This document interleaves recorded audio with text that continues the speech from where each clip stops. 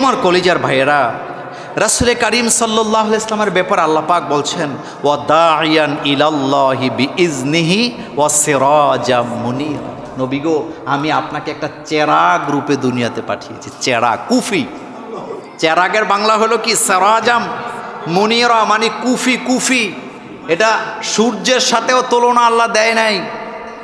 রাসূল করিম সাল্লাল্লাহু আলাইহি ওয়াসাল্লাম, তাকে তো আল্লাহ পাক অগ্নিকুণ্ডের সাথে তুলনা দিতে পারতেন, আল্লাহ চাঁদের সাথে দিতে পারতেন, আল্লাহ পাক তাকে সূর্যের সাথে উপমা দিতে পারতেন, কিন্তু দেয় নাই। আল্লাহ পাক বলছে সিরাজাম মুনিরা, নবী আপনি হচ্ছেন একটা জ্ঞানের প্রদীপ। প্রদীপ কিন্তু বড় হয় না, ছোট্ট প্রদীপ। এখন আপনি বলবেন, রাসূল বলতেছে ইন্নামা বুইস্তু মুআল্লিমান, আমি পৃথিবীতে প্রেরিত হয়েছে কি হয়ে? আচ্ছা এখন বলেন সিরাজাম মুনিরা, নবী আপনি প্রদীপ। যারা গ্রামে বাস করছেন, কুফি বাতি, আমি দেখছি কুফি, আমি নিজে কুফি জ্বালাইছিও। এই কুফির আগুনটা বড় জোর 2 ইঞ্চি হয়। কয় ইঞ্চি হয়? কিন্তু নবীকে আল্লাহ পাক কুফি কেন বললেন? কারণটা শোনেন। কারণটা হলো, একবারে সংক্ষেপে বলে দিই। মনে করেন কোনো কারণে বাংলাদেশের কোথাও কারেন্ট নাই, কোথাও কি নাই, ফ্লাড হয়েছে, বন্যা হয়েছে, তুফান হয়েছে। এই অঞ্চলে কুমিল্লা জেলার কারো কাছে কোনো দেশ লাইট নাই, আগুন নাই, গ্যাস লাইটও নাই। শুধুমাত্র আপনাদের জুমুরের ইমাম সাহেবের রুমে, আমাদের হাফেজ সাহেবের রুমে একটা কুফি আছে। কয়টা কুফি? ওনার কাছে একটা আছে, আর কারো কাছে নাই। এখন সারা পৃথিবীর মানে সারা কুমিল্লার মানুষগুলা যদি নিজেদের কুফি নিয়ে আপনাদের ইমাম সাহেবের কুফি থেকে আগুন নিতে আসে, লাইনে যদি দাঁড়ায়, ইমাম সাহেব বোধহয় ভয় পাবে যে এত লোক আগুন নিতে আইছেন, আমারটা তো থাকবে না। কথা কন না কেন? সারা দুনিয়ার মানুষ নিতে পারবে তো, কিন্তু কুফির আগুন কমবে না। সূর্য যত বড় হোক, সূর্য থেকে আপনার কুফিকে আপনি জ্বালাতে পারবেন না। আমি ব্যাখ্যা দিলাম না, সময় ঘড়ির কাঁটা দৌড়ায়। শুধু এতটুকুন বলবো, আল্লাহ পাক বলছেন ওয়া দাইয়ান ইলাল্লাহি বিইজনিহি ওয়া সিরাজাম মুনিরা, নবী আপনি হচ্ছেন একটা জ্ঞানের প্রদীপ। কিয়ামত পর্যন্ত জ্ঞানী, বিজ্ঞানী, শিক্ষক, প্রফেসর, আলেম, উলামা, মুহাদ্দিস, মুফাসসিরেরা আপনার সামনে জ্ঞান নেওয়ার জন্য দাঁড়ায় থাকবে।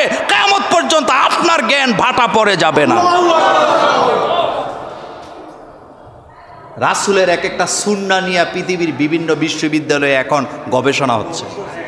গত বছরের আগের বছর রাশিয়ার এক বিশ্ববিদ্যালয়ে 16 জন প্রফেসর ওযু নিয়ে গবেষণা করেছিলেন।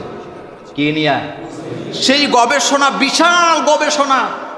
সেখানে তারা এক জায়গায় বলেছেন, পৃথিবীতে গোসল করতে যাইয়া পানি গায়ে ঢালার পরে মারা যায়, এই জাতির মধ্যে মুসলমানেরা সবচেয়ে কম। মুসলমানেরা পানি ঢালতে যায় মারা যায় নাই। তারা বলেছেন তার কারণ হলো, একমাত্র মুসলিম ধর্মে ওযু করা লাগে গোসলের আগে। বুঝেন না?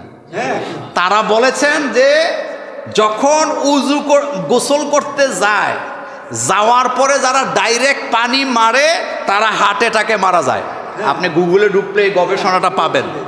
কিন্তু মুসলমানেরা মরে না, তার কারণ হলো মুসলমানরা আগে কি করে?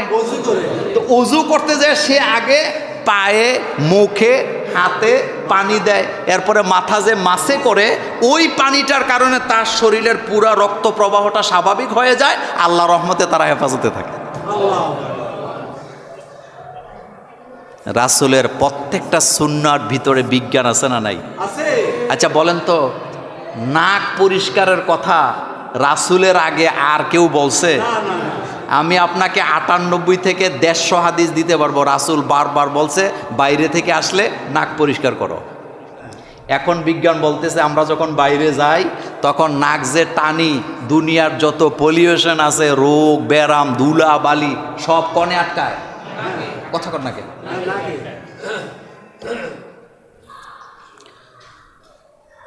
আমার ভাইয়েরা, রাসূলের চরিত্র নিয়ে কথা বলবো। একটা কথা বলি, শেখ সাদী রাহিমাহুল্লাহ বিশ্বকবি, তিনি কাগজ কলম নিয়ে কবিতা লিখতে বসছে। রাসূল সাল্লাল্লাহু আলাইহি ওয়াসাল্লামকে নিয়ে কবিতা লিখবে। তিনি 2টা লাইন লিখছে। কয়টা লাইন? লেখার পরে তিনি তার ওই কাগজের উপরে কলমটা রেখে বসে আছে। তার স্ত্রী তাকে জিজ্ঞেস করছে, তুমি যে আর লিখছো না, বসে আছো কেন, মনে নাই? তিনি তখন কি চমৎকার করে একটা কথা বলেন। তিনি বললেন, দেখো, আমি রাসূলুল্লাহ সাল্লাল্লাহু আলাইহি ওয়াসাল্লামকে নিয়ে কবিতা লিখতে বসলাম। 2 লাইন লেখার পরে আমার চিন্তা হলো, পৃথিবীতে যত কাগজ আছে, পৃথিবীতে যত কলম আছে, সব কাগজ কলম যদি আমি মুহাম্মদ সাল্লাল্লাহু আলাইহি ওয়াসাল্লামের সিরতের উপরে, প্রশংসার উপরে লিখতে যাই, লিখতে লিখতে কলম কাগজ আমার হায়াতও শেষ হবে, মুহাম্মদ সাল্লাল্লাহু আলাইহি ওয়াসাল্লামের প্রশংসা লিখে শেষ করতে পারবো না। তার কারণ হলো আমার নবীর প্রশংসা আল্লাহ নিজে করে। তো যেই নবীর প্রশংসা আল্লাহ নিজে করে, আমি শেখ সাদি তার প্রশংসা করে শেষ করব কিভাবে? রাসূলের আদর্শের কাছে নাই, আসি হইল স্বার্থের কাছে। আমরা স্বার্থের কাছে কি হয়ে যাই? বিক্রি হয়ে যায়। মসজিদ কমিটির গোলাম। কমিটি যে আদর্শ লালন করে, ইমাম সাহেব কি আসতে কইছেন, যদিও আপনাদেরটা ভিন্ন। ইন্না আরসালনাকা বিল হাক্কি বাশীরাও ওয়া নাযীরা। রাসূল যখন মক্কা বিজয় করলেন, মক্কা বিজয়ের পরে আল্লাহ রাসূল কাবা ঘরে যখন আসলেন, এসে দেখলেন মূর্তিগুলা দাঁড়ায় আছে। আল্লাহ রাসূল একটা আয়াতই তেলাওয়াত করতেছিলেন, কুল জা আল হক ওয়া যাহাকাল বাতিল ইন্নাল বাতিলা কানা যাহুকা। এটাই ছিল আল্লাহ রাসূলের সেদিনকার জাতীয় সঙ্গীত। কথা বুঝেন নাই? কুল জা আল হক, এটা মক্কা বিজয়ের জাতীয় সঙ্গীত। আলহামদুলিল্লাহ পড়েন। এটা মক্কা বিজয়ের কুল জা আল হক ওয়া যাহাকাল বাতিল, সত্য এসে গেছে, বাতিলের খানা নাই। আল্লাহ রাসূল এটা বলে বলে বুখারীর হাদিস পড়ে দেখেন, আল্লাহ রাসূল মূর্তিগুলার কল্লা সব ভেঙে দিলেন। এটার দ্বারা বোঝা যায় জাতীয় সঙ্গীত হবে আদর্শের সাথে মিল রাখা, জমানার যোগ উপযোগী হবে, 100 বছর আগের জিনিস দিয়া চালায় দেওয়া। এটা বাটপারি ছাড়া, দালালি ছাড়া কিচ্ছু না।